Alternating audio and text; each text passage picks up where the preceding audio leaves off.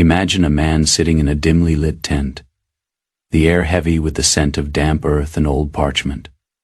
Outside, the world is in chaos. A brutal war rages on the northern frontier of the Roman Empire. A devastating plague is sweeping through the capital, claiming thousands of lives every day. Betrayals are brewing in the Senate, and the weight of an entire civilization rests on this one man's shoulders. He is the most powerful person on earth, the Emperor of Rome. Yet, he is not looking at maps of conquest or lists of enemies. He is writing a letter to himself. This man was Marcus Aurelius. But he wasn't writing for fame or history. He was writing to survive. His private journals, which we now know as meditations, were never meant to be published.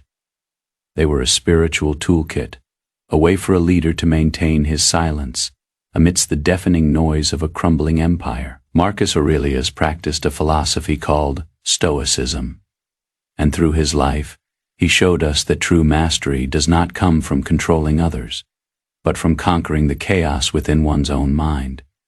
Marcus was not born into the purple robes of an emperor. He was a studious boy who preferred books to blood sport. When he was unexpectedly chosen by Hadrian to eventually lead Rome, he didn't celebrate. He wept. He knew that power was a burden, not a prize. Throughout his reign, he faced a relentless succession of tragedies: the loss of 8 children, the betrayal of his most trusted general, and a pandemic that crippled his people. Any ordinary person would have been crushed by the bitterness.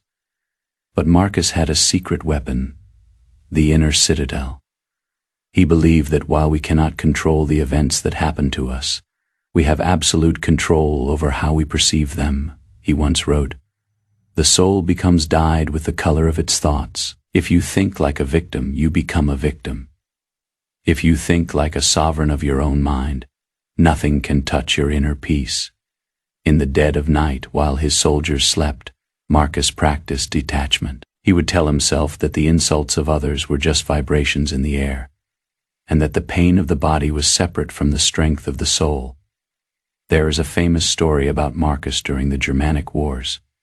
While his army was struggling and morale was low, he remained unnervingly calm. A subordinate asked him how he could remain so composed while the world was burning. Marcus replied by explaining that most of what we worry about is external. If a problem can be solved, there is no need to worry. If it cannot be solved, worrying is useless. This is the heart of Stoicism. It is the radical acceptance of the present moment. He taught himself to let go of the desire for things to be different than they are.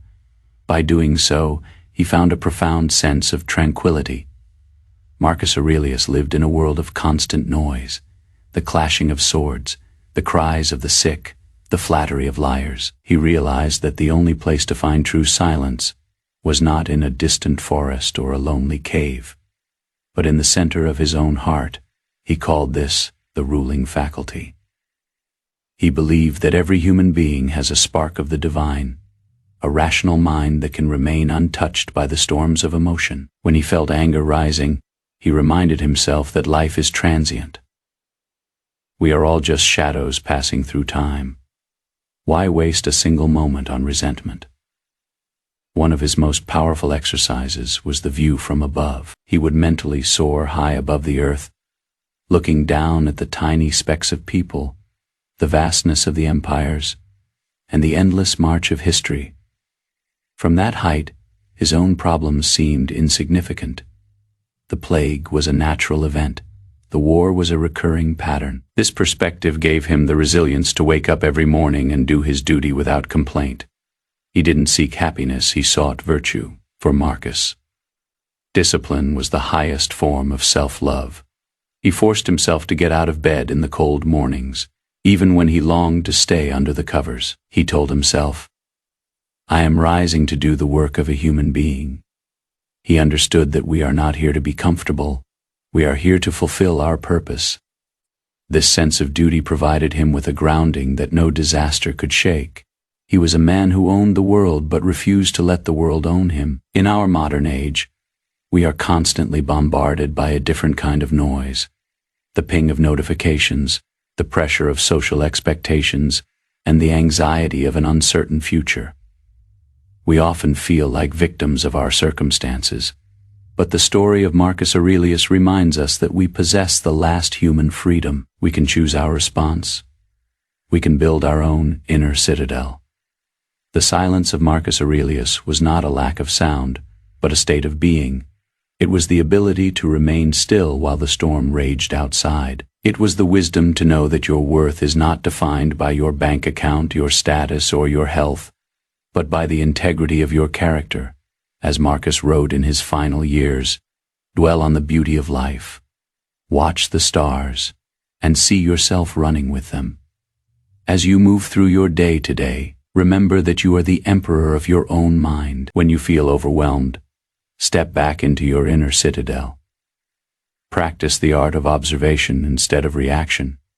Understand that most of the things you fear are only perceptions in your mind. Find your why, embrace your discipline, and seek the silence that lives within you. Take a deep breath. The world may be in chaos, but your mind can be a sanctuary.